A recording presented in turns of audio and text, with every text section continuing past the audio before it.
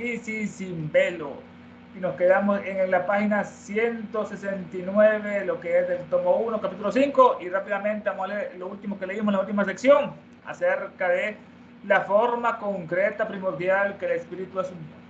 Suponiendo que admitamos que los animales han descendido a lo sumo de solo 4 o 5 progenitores.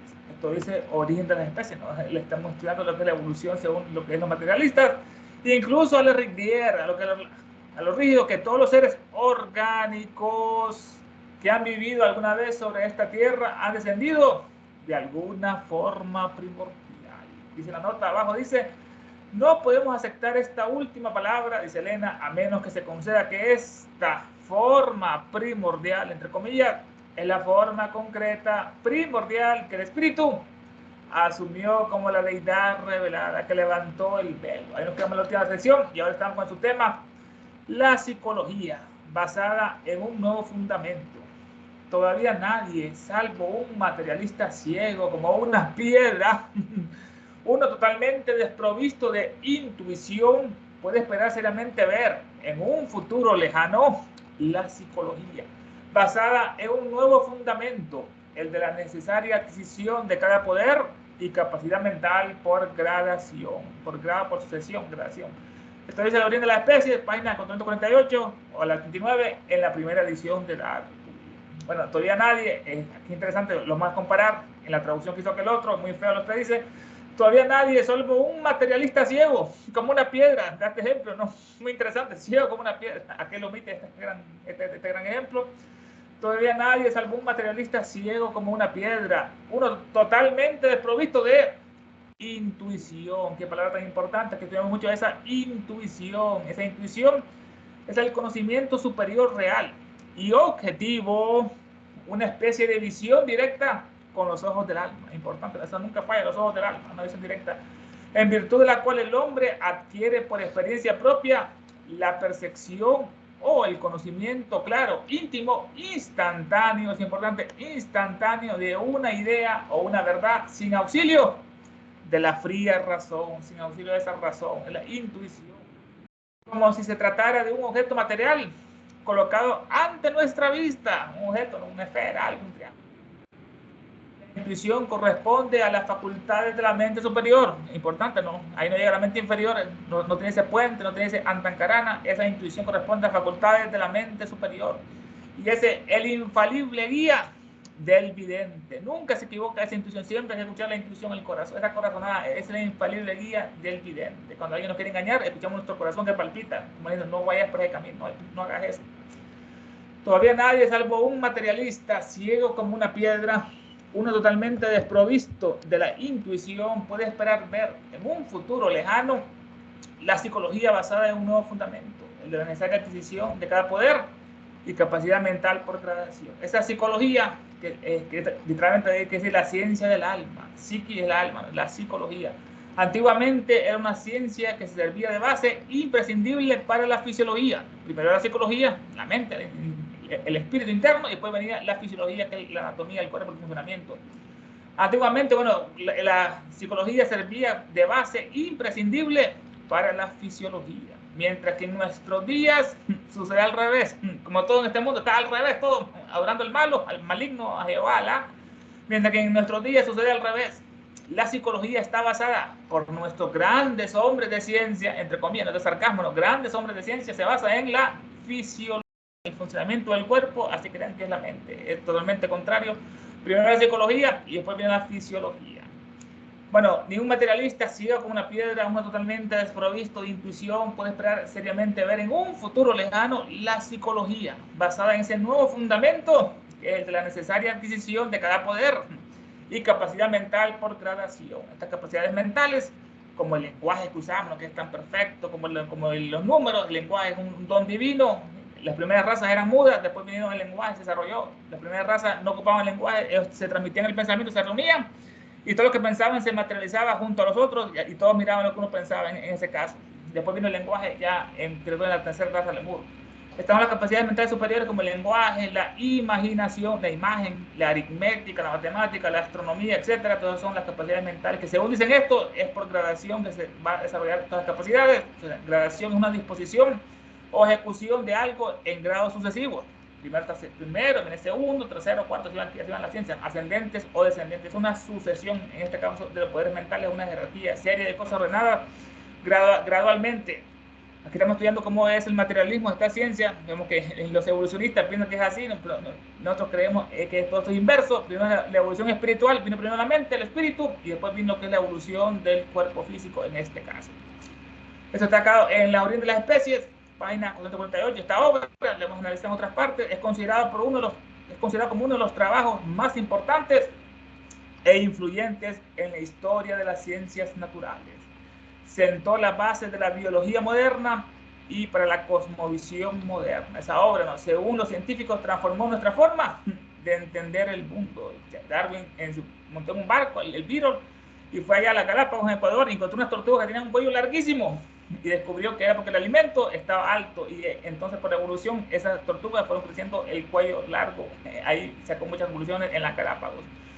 Bueno, según los científicos, transformó nuestra forma de entender el mundo. Darwin, en su obra, el libro explica cómo se originan las especies y cómo evolucionan el cuello largo, la evolución, que sus hijos adquieren esa, por genética, adquieren esa capacidad ya en forma natural.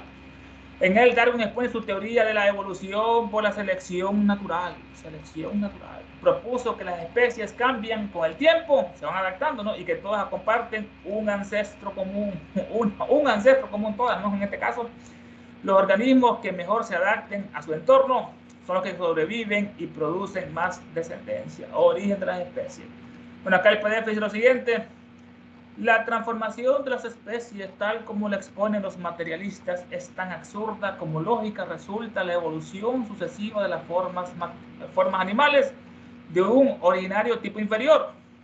Bueno, aún concediendo que las especies animales proceden tan solo de 4 o de 5 tipos, ¿no?, primarios, entonces Darwin origen de las especies, y aunque todos los seres orgánicos que viven o han vivido en la Tierra proceden de una forma primaria, todos proceden de forma primaria, aquí está la nota, dice 31, no podemos admitir esta, entre comillas, forma primaria, a menos que por ella se entienda la primera forma en donde se manifestó la divinidad revelada, en ese caso. Y la Tierra, todos estos organismos orgánicos proceden de una forma primaria, no parece sino que únicamente los empedernidos materialistas, aquí no escribió ciegos como una piedra, lo que es más gracioso, ¿no?, los empedernidos materialistas y los faltos de intuición sean capaces de prever, entre comillas, el futuro establecimiento de la psicología sobre las nuevas bases de la evolución gradual de las facultades y las fuerzas mentales. Según ellos dicen, no, que el hombre vino de un mono, de un eslabón perdido, al principio no hablaba y así fue poco a poco balbuceando y después ya quería el habla y después la matemática. Todo esto es al contrario. Hubieron jerarquías divinas que fueron los que iluminaron, como Hermes, Trismegisto, que nos dieron a los hombres, nos dieron a los humanos las matemáticas, la ciencia, la astronomía, la agricultura y todas las ciencias de artes necesarias para una civilización. No es como dice la ciencia, totalmente contraria. Hermano, comentarios, puntos de vista acerca de esta evolución interna espiritual de Darwin, que nos pone por eso de la intuición. Nos faltó mencionar algo que es como la psicometría, que lo hemos estudiado en otras partes, la psicometría. Esta gran obra de Elena, el primer capítulo comienza con un pensamiento de un gran psicometra, el profesor Buchanan. Es la psicometría, se mira la psicometría, que es la medición del alma. Se mira con los ojos del alma el psicometra verdadero. Si le dan una pieza de un meteorito con los ojos cerrados y no le dicen nada, al tocarlo, el psicometra con los ojos cerrados describe la materia del meteorito. ¿Cómo es esa materia? No es de nuestra Tierra, va a decir, no, que como una gran psicometra, que la conoció Buchanan y el profesor Denton, un gran geólogo, dieron una pieza del meteorito y al tocarla ella quedó impresionada, diciendo que esta no es una materia muy fina, muy sutil, que no hay en esta Tierra, no causa daño al tocarla. Pero los psicometras, si le dan un trozo de una cabaña milenaria a un psicometra, describe a las personas que vivían en ese lugar, los principales acontecimientos que ocurrieron en ese lugar y hasta sus facciones. Bueno, le dieron una parte de una casa antigua de muchos milenios y ya describía que en esa parte cómo eran las personas de esos lugares, la psicometría. Hermano, quiero comentar acerca de la intuición, la psicometría o la evolución de Darwin. Los micrófonos están abiertos para usted.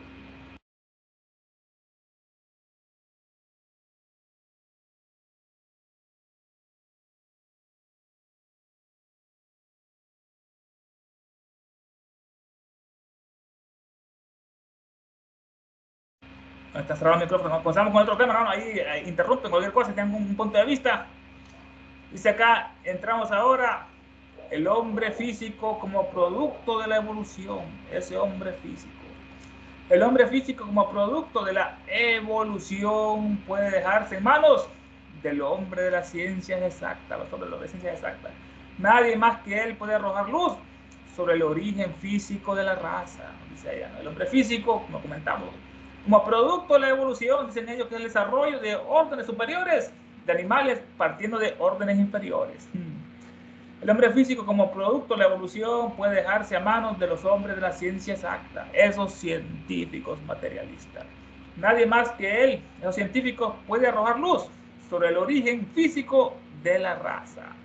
Pero debemos negar positivamente al materialista el mismo privilegio en lo que respecta a la cuestión de la evolución psíquica y espiritual del hombre. Muy diferente, porque no se puede probar con ninguna evidencia concluyente que el hombre, él y sus facultades más elevadas sean, como dicen ellos, tan producto de la evolución como la planta más humilde o el gusano más bajo.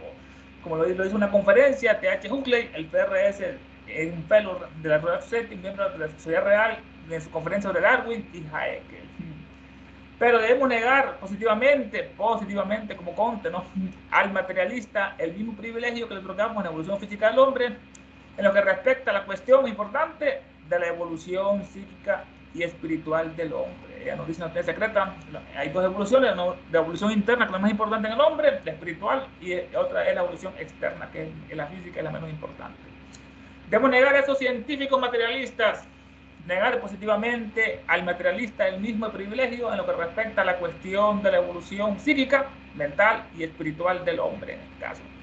Porque no se puede probar, no hay evidencia, con ninguna evidencia concluyente de que el hombre y sus facultades más elevadas, las facultades son más, que mencionamos, pensar, construir, hablar, sumar, curar, levitar, como hacen los yogis, el vuelo, la telequinesis, mover objetos con la mente, como hacen los espiritistas, etcétera. Estas facultades superiores, nos dicen la doctrina secreta, estas son CIDIs, y lo más importante son los superiores, que uno puede incluso cambiar la historia. Así nos dice literalmente la doctrina secreta, cambiar la historia puede ser con estos CIDIs, con estos poderes superiores. Porque no se puede probar con ninguna de evidencia concluyente que el hombre y sus facultades más elevadas sean tan producto, entre comillas, de la evolución, como la planta más humilde o el gusano más bajo, como dicen estos científicos. Esto lo dio una conferencia, una lectura, T.H. Huxley, sobre Darwin y Haeckel. Huxley, que lo comenta mucho Elena, nació en 1825, Henry Thomas, era un filósofo, lingüista, paleontólogo, le gustaban los fósiles, traductor, zoólogo, anatomista, fotógrafo, antropólogo, fisiólogo, naturalista, escritor, biólogo, evolutivo. Especializado en anatomía comparativa, es importante no comparar los animales con hombres, especializado en anatomía comparativa, conocido muy previamente como el bulldog de Darwin, el perro de Darwin, ¿no?, rabioso, por su defensa férrea que hacía de la teoría de evolución de Charles Darwin. El perro de Darwin, el bulldog. El trabajo que publicó en la educación científica tuvo un efecto significante en la sociedad británica y en todo el mundo. Huxley, con todos los títulos que tenía, ¿no?, muy materialistas ellos. Este es un FRC, es un Fellow Royal Society, un miembro de la Sociedad Real. Este es un miembro de la Sociedad Real de Inglaterra. Es un premio otorgado por los compañeros de la Sociedad Real a individuos que han hecho alguna contribución sustancial a la mejora del conocimiento natural, incluyendo las áreas de las matemáticas, las ciencias puras, la ciencia de la ingeniería y la ciencia médica. Bueno, se parece mucho a los Nobel, ¿no? Esta es una versión inglesa de los Nobel de allá.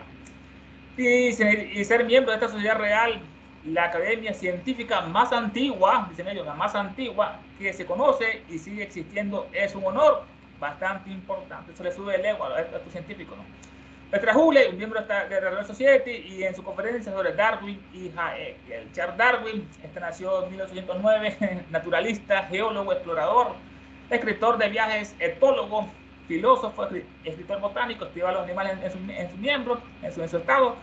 Reconocido por ser el científico más influyente de los que plantearon la idea de evolución biológica a través de la selección natural, pero nunca apareció en el eslabón perdido, ¿no?, justificada en su obra El origen de las especies, publicada en 1859 esta obra, con numerosos ejemplos como las tortugas, extraídos de la observación de la naturaleza. Tras Darwin, el otro Haeckel no es más conocido como ellos. Este nació en el 34, 1800. Ernest era un biólogo, médico, zoólogo, ecólogo, ornitólogo, lo estaban las aves, profesor universitario, botánico, explorador, fotógrafo, escritor, naturalista, filósofo alemán que popularizó el trabajo de Darwin en Alemania, creando nuevos términos y conceptos como el ontogenia, la filogenia, monofilético, un descendiente polifilético.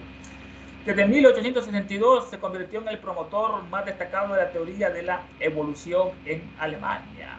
Haeckel fue mucho más que Darwin, el gran responsable de la integración de la anatomía y la embriología en la teoría evolutiva.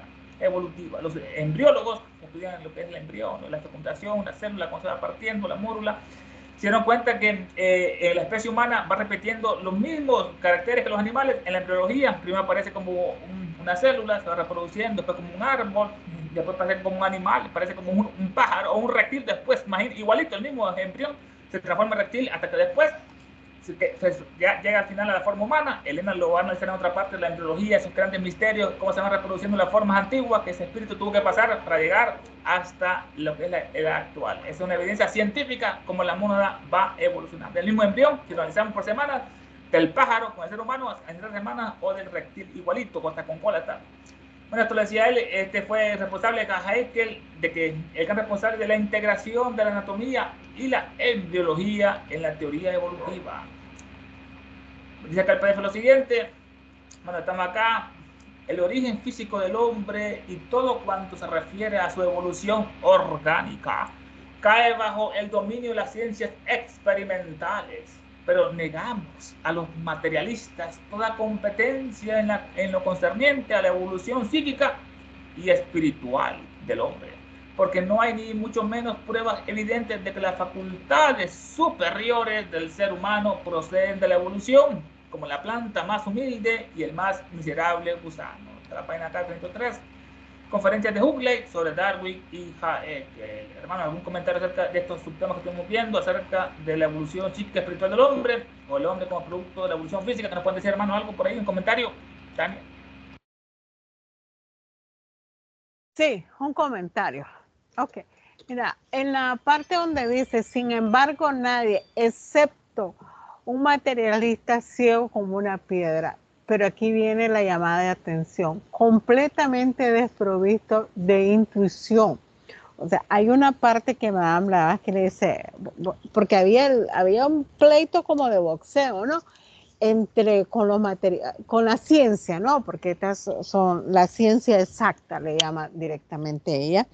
Entonces ella se calma y dice, bueno, ni modo, estos brutos, dice, ¿cómo le voy a explicar? Tendrían que ser clarividentes. Entonces, esto como dicen, desprovisto de intuición es eso, que no tienen, que se llevan por el peso, por la medida, absolutamente, si no lo ven, si no lo pueden pesar, si no lo pueden palmar, entonces no existe, simplemente no existe.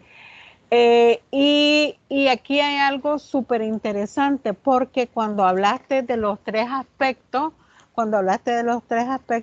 se está hablando de los aspectos de los logos, porque los logos tienen existencia. Por un lado son el absoluto, y por otro lado tenemos un activo, o sea, siempre sigo diciendo los de Ancho Han. Están en una dualidad inmanifestada antes de llegar al tercer logo. Están en una dualidad inmanifestada. Luego, cuando se tiene la luz ideal, viene una explosión, por decir algo. Y yo creo que por eso es que se dice, cuando se habla mucho de explosión, o el bim bam, se dice el bim bam, que es la fuerza, ¿no? Que es la que hace que exista la materia. En una parte podríamos decir que es Fojar, porque es la energía que produce, y a partir de ahí se manifiesta todo lo demás. El universo con todas sus leyes. Es como decir, vuelvo a la unidad, ¿no? Vuelvo al uno, que el uno se convierte en 2, si no Si no hay 2, no puede haber 1, pero ya sin embargo, después del 2 emana luego el 3 y luego, por supuesto, el número 7, y del 7 al 49 y hasta la infinita decimal. Y este 7 tiene que ver mucho con los principios septenarios de todo ser sintiente, porque todo ser sintiente tiene esos principios, pero con diferenciación en graduación, creo que se pronuncia. Bueno, tienen diferentes grados de emanación. No los tiene todo activos hasta que llega a ser un adepto. Tiene un balance en los 7 principios. Usualmente el humano ser va poco a poco. Lo único es que hay una parte que dice, bueno, o te apura o la misma naturaleza te va a empujar, como por ejemplo en los maratones, ¿no? Que si la gente espera que llegue hasta la barredora que los empuja, pues no. Entonces esto tiene que ver mucho con la evolución. ¿Y por qué tiene que ver mucho con esta evolución? Y ahora vamos a tocar también los árboles. Porque en esta evolución siempre volvemos y hace mucha énfasis en los dos extremos, en las dos partes extremas, la materia y la parte espiritual, que convergen y forman un tercero. Ahora que acabamos de pasar la Semana Santa, pues está el Padre, el Hijo y el Espíritu Santo, ¿no? Entonces, esa bendita paloma que en la religión se dice el día de Pentecostés. El día de Pentecostés que emanó, ojo al Cristo, la palabra que dice en la Biblia, ¿no? Emanó el Espíritu a todo aquel. Y qué coincidencia, por eso hay veces que yo me quedo anonadada, o la coincidencia que cómo es que en las pinturas religiosas, en las pinturas de todos esos tiempos, de los griegos, de todo eso, de los dioses, de toda esa vaina, pero me voy a quedarlo con el Espíritu Santo. Fíjate que lo pone como gotitas, ¿verdad? Lo pone como gotitas, y qué casualidad que donde se pone esa gotita en la cabeza, es en el loto de los 1000 pétalos, que no toca y esa parte es interesantísima. Ahora, ¿por cómo va a entrar si ni siquiera toca la cabeza, no?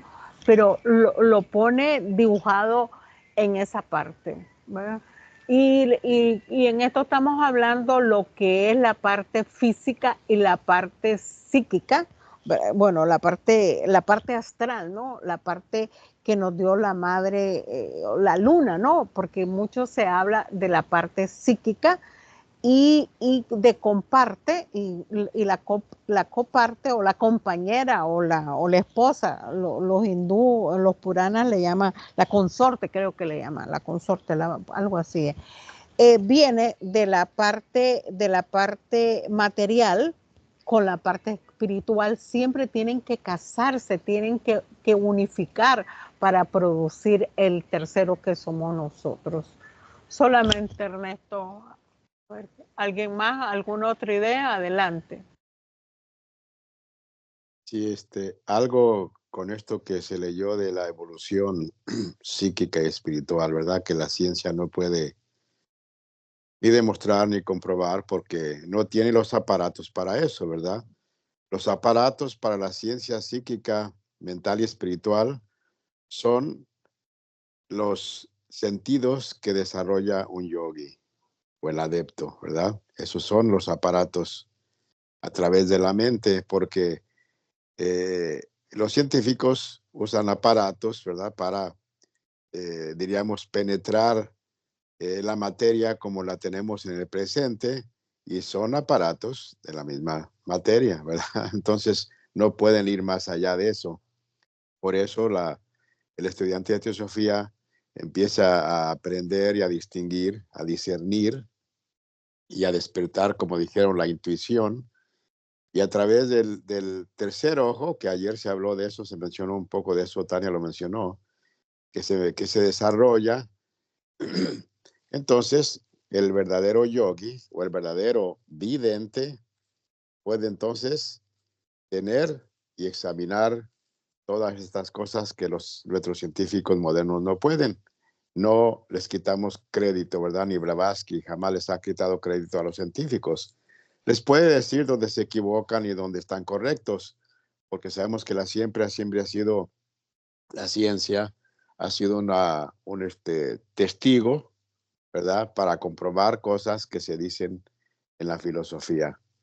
Y por eso Blavatsky usa a estos eminentes científicos para ver que aunque eminentes sean, todavía, como dijo Ernesto, existen eslabones perdidos. Y estos eslabones perdidos no se pueden encontrar con estos instrumentos. Por eso, la evolución psíquica espiritual que se menciona aquí, eso ya es otra cosa, ¿verdad? Que es lo que podemos ver en los estudios de la teosofía. En la doctrina secreta se mencionan 3 tipos de evolución distintos, no separados, pero distintos. Es en el segundo tomo de inglés, ha de ser como en el cuarto del tomo de español, donde empieza nuevamente la idea con otras estancias. Y al comienzo, ya de los comentarios, no tengo las páginas, no las estoy viendo porque no recuerdo dónde está, pero habla de esos 3 distintos sistemas evolutivos.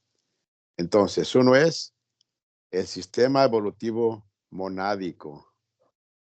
Y dice, creo que usa la palabra separados, pero siempre como que no están separados, ¿verdad? Porque hay que tener en cuenta las palabras de coadunación. Todo está en coadunación, pero no en consubstancialidad. Y eso es donde, entonces, el nivel monádico. Hay un sistema evolutivo, hay una parte de que solamente es lo que se examina la evolución monádica. Luego está la evolución manásica o el intelecto, o sea, ahí está lo psíquico y lo mental, lo monádico y lo espiritual.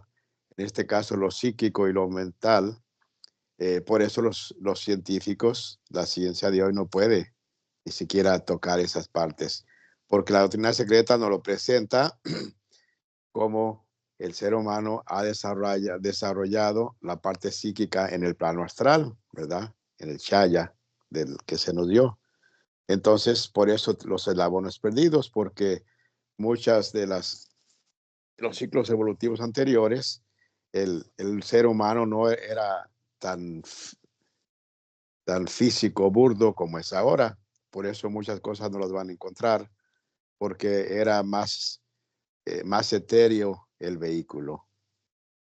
Entonces, de la forma psíquica, luego la parte mental, sabemos que ahí son los Malasaputras, ¿verdad? O los Pitrisolares, o cualquier nombre que se les dé, que son las energías que despiertan en el ser humano, ¿verdad? Ahora lo que llamamos mente. Por ende, la evolución mental y psíquica se tiene que ver con todos estos Dichan Chohans, ¿verdad? O Prajapatis, como se les llaman. Es un término general para Pitris, o ya sean solares o lunares. Por eso la ciencia no va a poder en estos momentos encontrar nada de eso. Y la parte monádica, sabemos que entonces eso es lo primero que surge, la chispa divina. Y de ahí que entonces, como ya se mencionó, ya para terminar, como dijo Ernesto, mencionó la palabra de Prakriti, ¿verdad? Y de Purusha. Entonces, la parte monádica tiene que ver con Purusha. La parte de Prakriti tiene que ver con el mundo material, pero no el material de la ciencia, el mundo material de la filosofía teosófica. porque entonces ya vemos que de Purusha es casi como Mula Prakriti, ¿verdad? La raíz. Y ya tenemos las 7 diferentes prakritis. Entonces, por eso la materia en la filosofía teosófica no es la misma materia que consideramos hoy en día. Por eso, entonces, esos 3 tipos de evolución, la monádica, espiritual, la mental y psíquica, que tiene que ver con prakritis, ¿verdad? De la mente para abajo tenemos todo lo que es de prakriti y diferentes estados de materia, diferentes grados de sutilidad, y por eso ahí está la clave, ¿no? Para nosotros, de dónde están los eslabones perdidos que la ciencia no va a encontrar. Es todo.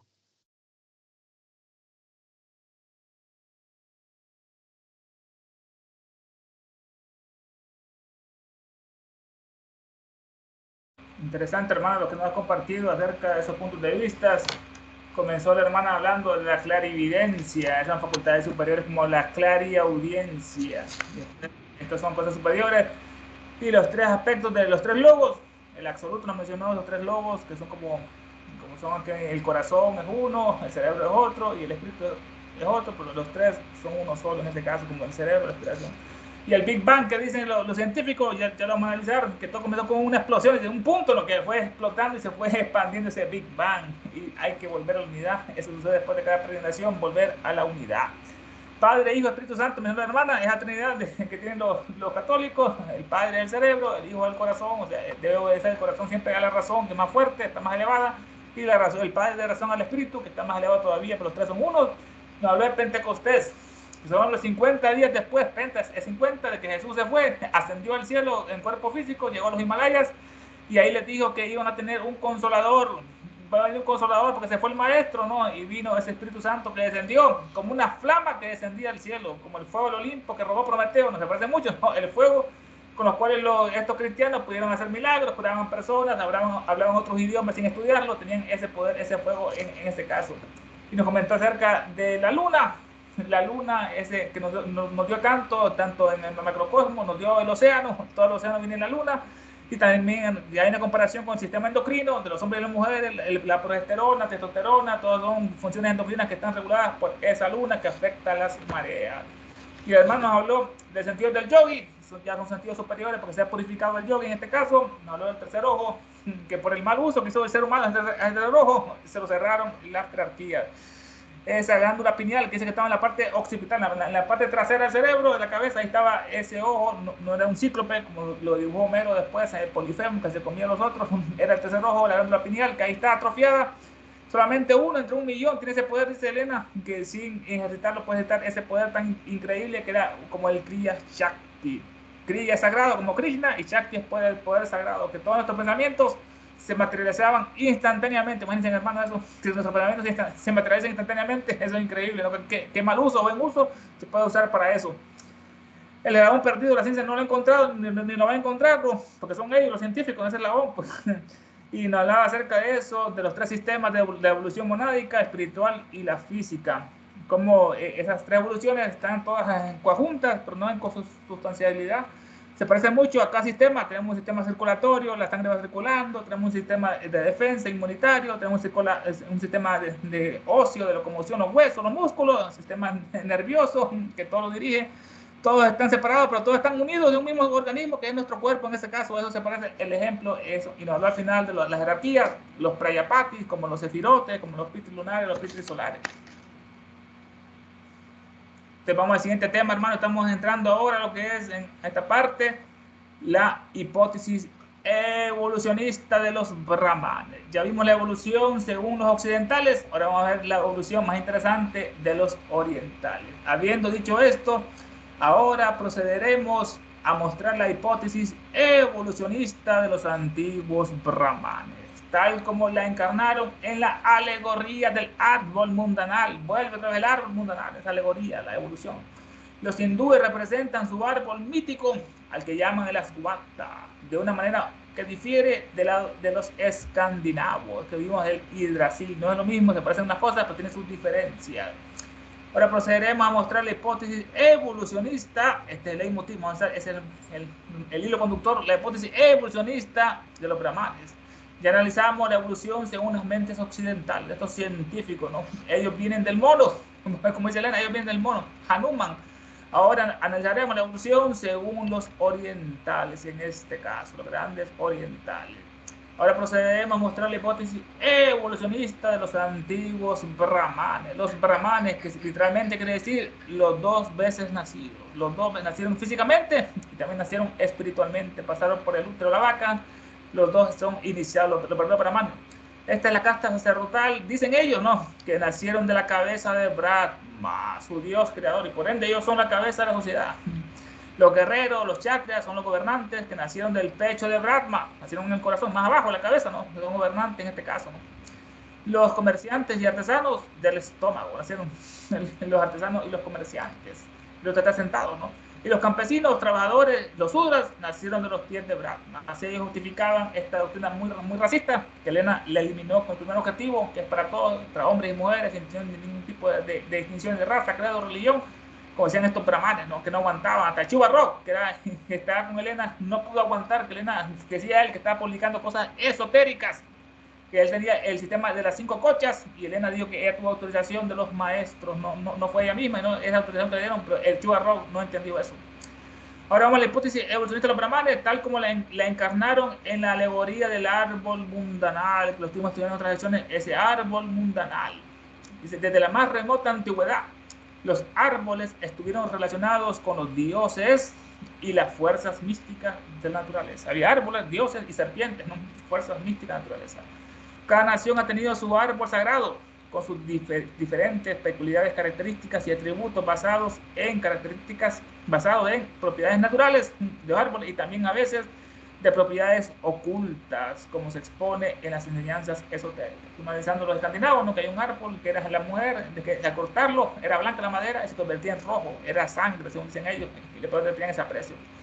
Los árboles, también es el símbolo del mundo, un árbol, símbolo de todo el mundo, la tierra, el árbol del universo, de todo el espacio, del tiempo y de la vida. Importante, espacio, tiempo y vida, los tres son uno, espacio, tiempo y vida. No puede existir un signo de ellos.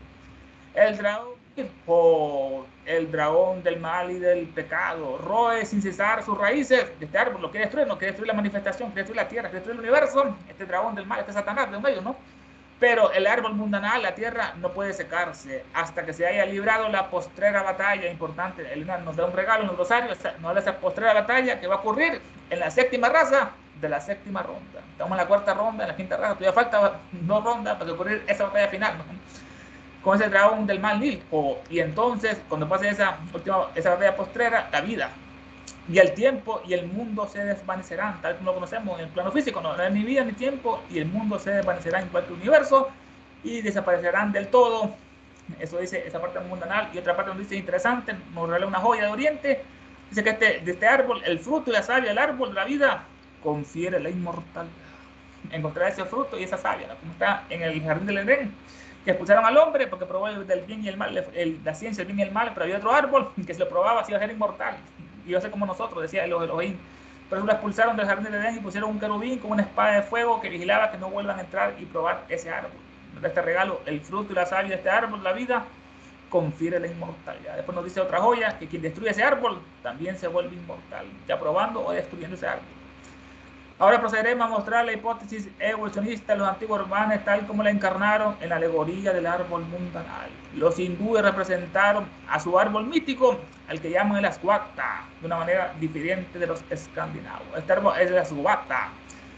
Es literalmente la mansión de los pitris, de los padres, ¿no? Como dice ella, no, es de los elementales en realidad. No los pitris, solares y lunares, son de los elementales de árbol. El Aswata es el árbol Bob o árbol del conocimiento. Le dicen la ficus religiosa o el baniano o higuera sagrada de la India, donde se sentó Buda y alcanzó la iluminación, abrió el tercer ojo y no se levantó hasta que lo hizo.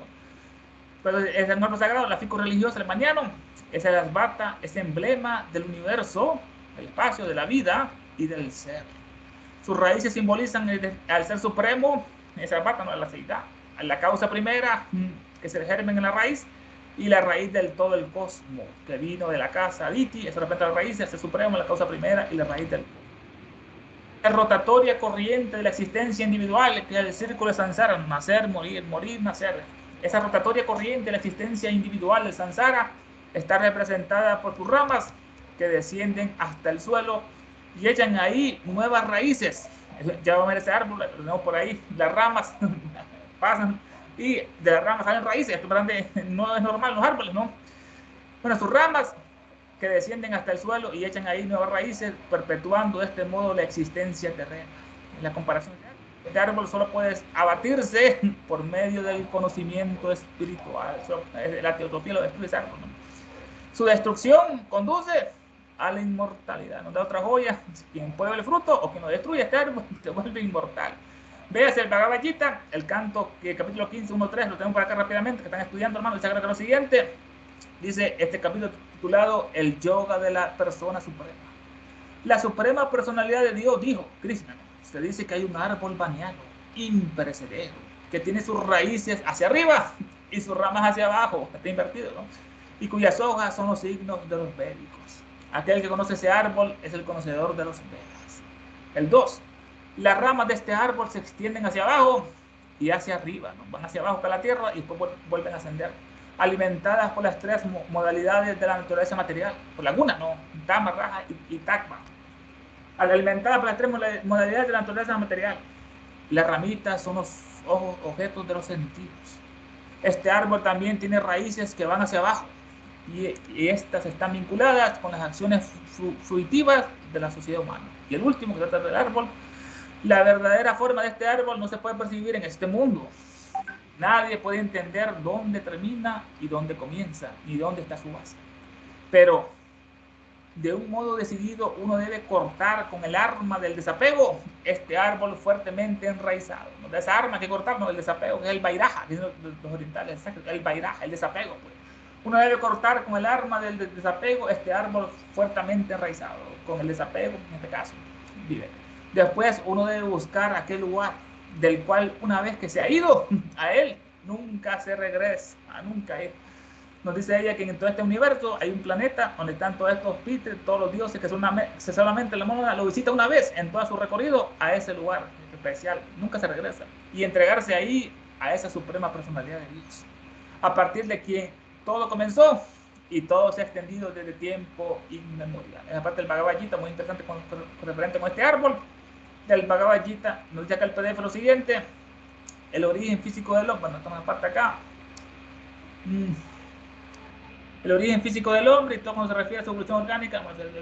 Veamos ahora la teoría evolucionista de los antiguos brahmanes, simbolizada en el árbol mundanal llamado el Asvata, aunque de distinto modo que los escandinavos. El Asvata tiene las ramas hacia abajo, ¿no? Y las raíces hacia arriba. Las raíces simbolizan el mundo físico. Aquí hay un error de traducción, ¿no? Ya vamos a ver que aquí es lo que dice las ramas, no las raíces simbolizan el mundo físico. El Asvata, el árbol mundanal que crece en posición invertida. Es descrito por los hindúes como creciendo en posición invertida, el Asvata, con las ramas extendidas hacia abajo y las raíces hacia arriba, al revés, ¿no? Las ramas, aquí es correcto la traducción en inglés, las ramas tipifican el mundo externo de los sentidos, es decir, el universo cósmico visible. Las ramas en este caso, no las raíces. Este árbol es descrito por los hindúes como creciendo en posición invertida, con las ramas extendiéndose hacia abajo y las raíces hacia arriba. Las ramas, lo vimos hace poco, que simbolizan esa rotatoria corriente de la existencia individual, el círculo de samsara, nacimiento y muerte, ¿no? Las ramas no deben crecer hacia abajo, no hacia arriba, pero aquí en este árbol especial maniano van hacia abajo y después vuelven otra vez hacia arriba, van a la tierra y buscan al espíritu. La rotatoria corriente de la existencia individual del samsara está representada por sus ramas, que descienden hasta el suelo y echan ahí nuevas raíces, perpetuando de este modo la existencia terrena, el Asvata, con sus ramas, las ramas hacia abajo, el espíritu que desciende a la tierra, también simboliza, ¿no? El espíritu que desciende a la tierra después vuelve otra vez hacia arriba. El Asvata, con las ramas extendiéndose hacia abajo y las raíces hacia arriba. Las ramas tipifican el mundo externo de los sentidos. Las ramas tipifican el mundo externo de los sentidos. Simbolizan también, dicen, o tipifican el mundo externo de los sentidos. Esas ramas, el mundo del sensorio inferior, es decir, el universo cósmico visible, todo este universo cósmico que está abajo, ¿no? Y las raíces, en este caso de este árbol, tipifican el mundo invisible del espíritu, porque las raíces tienen su génesis en las regiones celestiales, arriba, ¿no? Donde desde la creación del mundo, la humanidad ha colocado ahí a su deidad invisible en el cielo. La parte en este caso, ¿no? La diferencia entre las ramas y las raíces en este árbol invertido. Las raíces tipifican el mundo invisible del espíritu. Las raíces del mundo tipifican el mundo invisible del espíritu. Porque las raíces tienen su génesis, tienen su origen en las raíces, ¿no? En las regiones celestiales. En el cielo, ¿no? Pero está esta raíz arriba, ¿no? En las regiones celestiales, donde desde la creación del mundo, la humanidad, toda la humanidad ha colocado ahí en el cielo a su deidad invisible, a ese Éter, a ese Acacha, ya antropomorfizado. Dice acá el PDF, la traducción, las raíces simbolizan el mundo físico. Aquí está el error craso, hermano. Aquí no es raíz, aquí son las ramas. Las raíces, bueno, las ramas simbolizan el mundo físico, el universo visible. Y la segunda, pues las raíces, el invisible mundo espiritual. Porque las raíces arrancan de las celestes regiones en donde desde la creación del mundo colocó la humanidad ahí a su invisible Dios, en ese caso. Hermano, aquí les voy a compartir ahorita una foto de ese árbol, hermano. Vamos a ver si lo tenemos rápido, ese árbol, para verlo, para analizarlo. Vamos a compartir un momento. Vamos a ver este árbol, si se mira bien por acá. Está la ficus, la higuera religiosa. Bueno, esta foto se mira bien. Ya la vamos a ver por acá. Vamos a compartir ahora. No sé si ahí lo pueden ver, hermano. No sé si me dicen. Miren este árbol. Qué increíble. Este es el baniano, el ficus religiosa. Está feo. Imaginemos a Buda sentado por ahí, ¿no? Miren lo extraño, ¿no? Que vienen las ramas, tan frondoso, ¿no? Tiene su tronco principal, que no se sabe de dónde salió. Miren las ramas, van por acá, hermano, y de repente bajan al suelo otra vez, ¿no? Como nos dice literalmente el baniano, ¿no? Buscan lo que es la tierra y después vuelven a ascender esas ramas hasta arriba. Un árbol misterioso, por eso se le ha dado esos grandes atributos espirituales, el baniano, la ficus religiosa o el árbol boho. Miren las ramas, descienden hacia abajo, esto como simbolizaba lo que es la corriente perpetua del samsara, donde decía nacimiento y muerte, muerte y nacimiento de los seres humanos. Las ramas salen raíces para hacia abajo, ¿no? Así como el hombre, ¿no? Que va a una existencia, muere y vuelve otra vez, y después haciendo otra vez de la raíz, vuelve hasta arriba ese árbol misterioso. Ya vamos a pasar al texto otra vez, hermano, para que miren esta parte. No sé si tienen comentarios, hermanos, puntos de vista, son totalmente bienvenidos acerca de este árbol misterioso que nos dicen por ahí del baniano.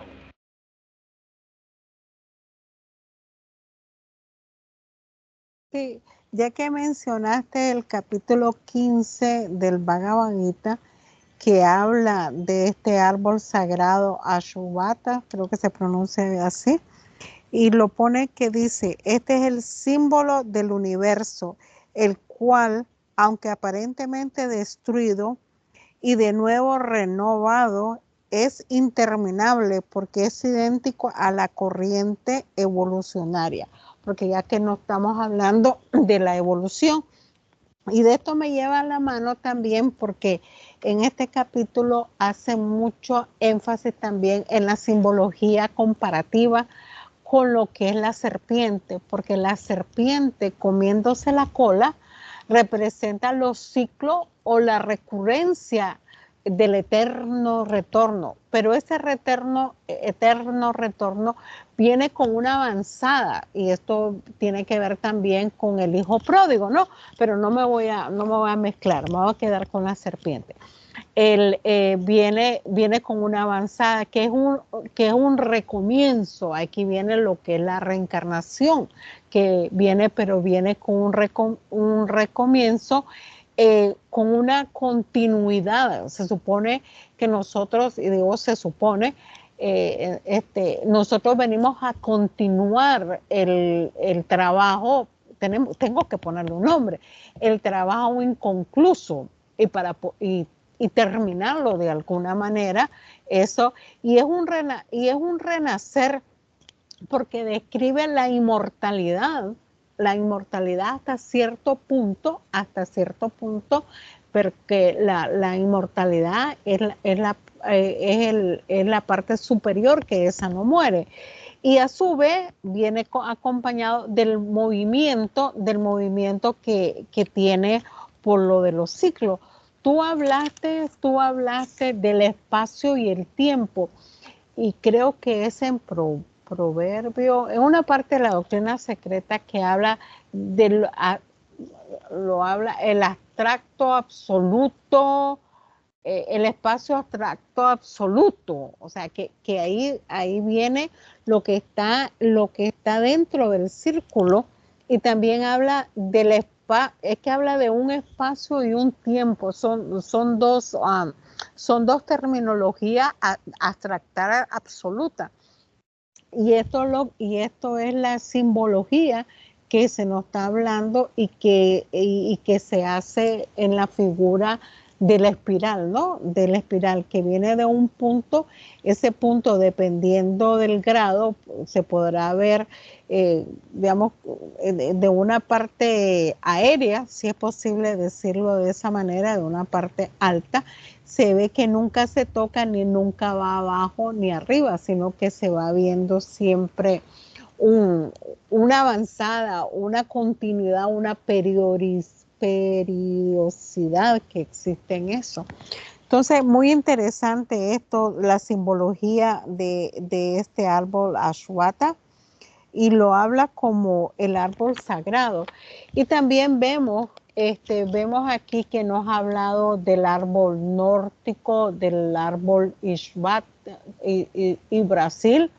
Y ahora nos habla de los árboles místicos que se ven en la India, pero sobre todo, aunque se nos habla de diferentes religiones o de diferentes creencias o diferentes modos de expresar, lo que más hace énfasis es en el común denominador de cada uno de ellos.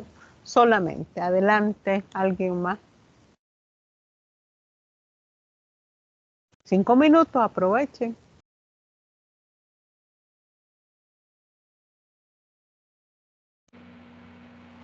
Y nos hablaste, hermana, acerca de esa simbología comparativa. Qué hermoso ese regalo que nos hizo Elena.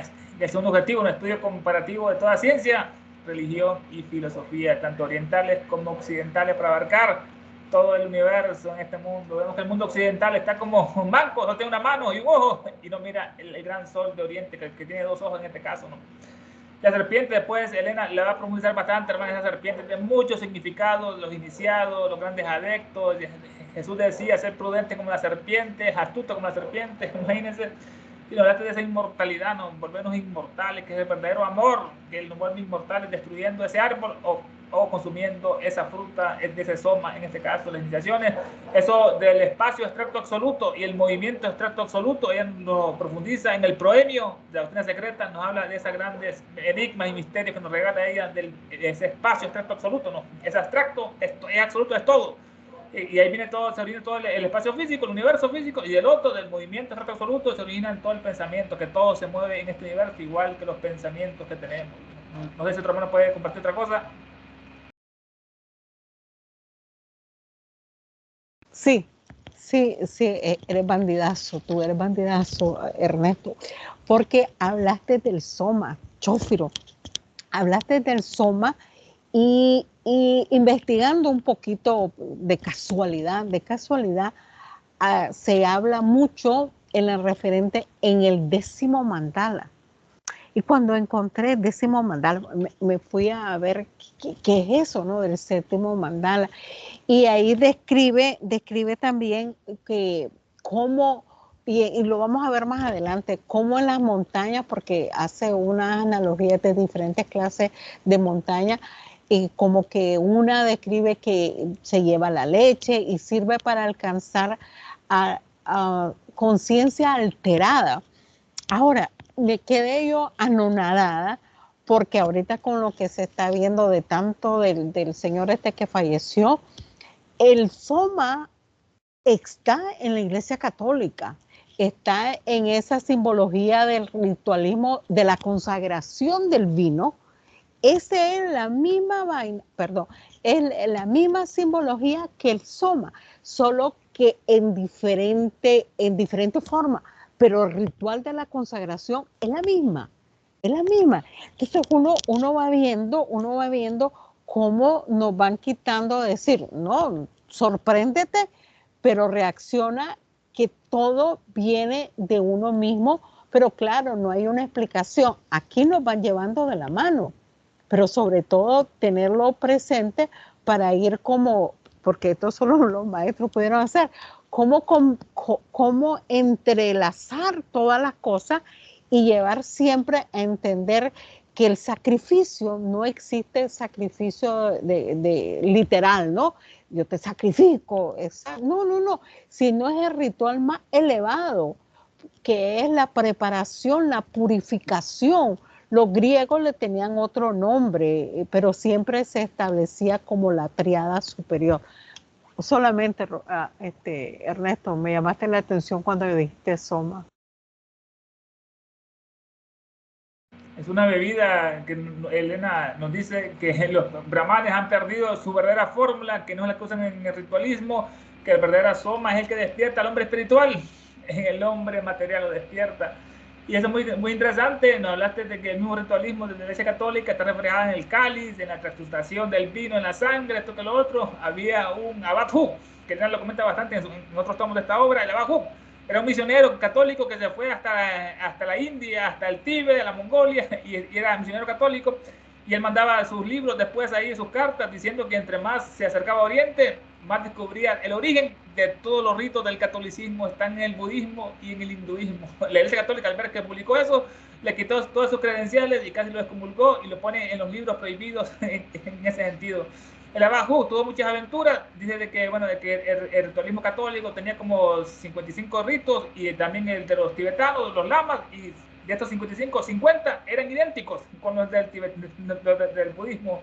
El Abad Huk, bueno, esta parte ella después lo va a profundizar acerca de la montaña, que simbolizan la montaña, los árboles, el universo, el monte Meru, y nos habla de esos mandalas, que los budistas hacen esos mandalas, que son unas grandes estructuras pictóricas que los usan, que tardan mucho en hacer grandes dibujos hermosos, con mucho simbolismo, y cuando los terminan, después lo destruyen. Como es la moraleja, ¿no? Que toda la creación, a pesar de todo el esfuerzo, va a venir un Mahapralaya.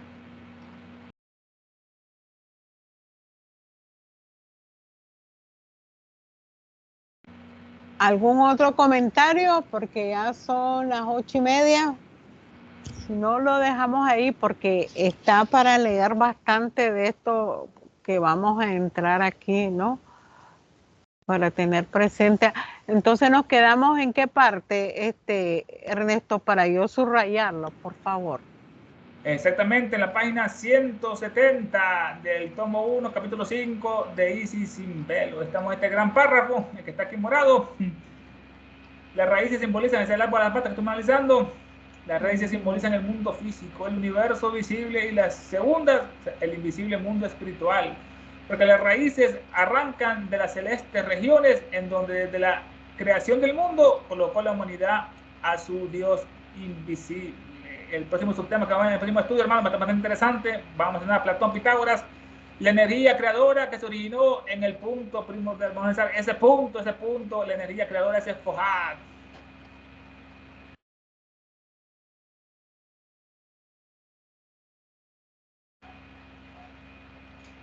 Bueno, este es un estudio, hermano, en grupo.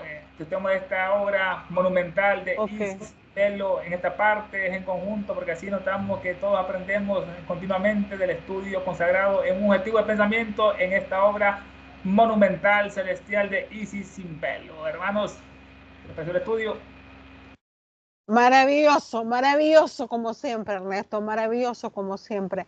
Y yo me voy a quedar con la palabra de Génesis, que apenas estoy aprendiendo de tantas veces que he leído Génesis, que significa sabiduría.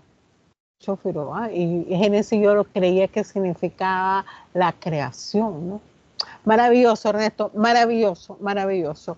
Bueno, tú cierras con tus palabras, por favor, la clase. Estamos llegando al parte culminante del estudio de esta noche, que hemos estudiado esta sabiduría perenne, inmortal, imperecedera, que Elena nos regaló en 1877, salió a luz esta obra que cambió el destino de la humanidad, podemos decirlo, y de muchos seres humanos, porque nos regaló la luz. Estábamos en ignorancia, estábamos en oscuridad, como el Prometeo vio a los humanos, y estábamos en tristeza hasta que ella nos dio la luz, nos dio la alegría y nos dio la sabiduría. Isis sin velo, naturaleza revelada. Gracias. Buenas noches, entonces, todos. Gracias por la participación que han tenido. Gracias, buenas noches. Buenas noches.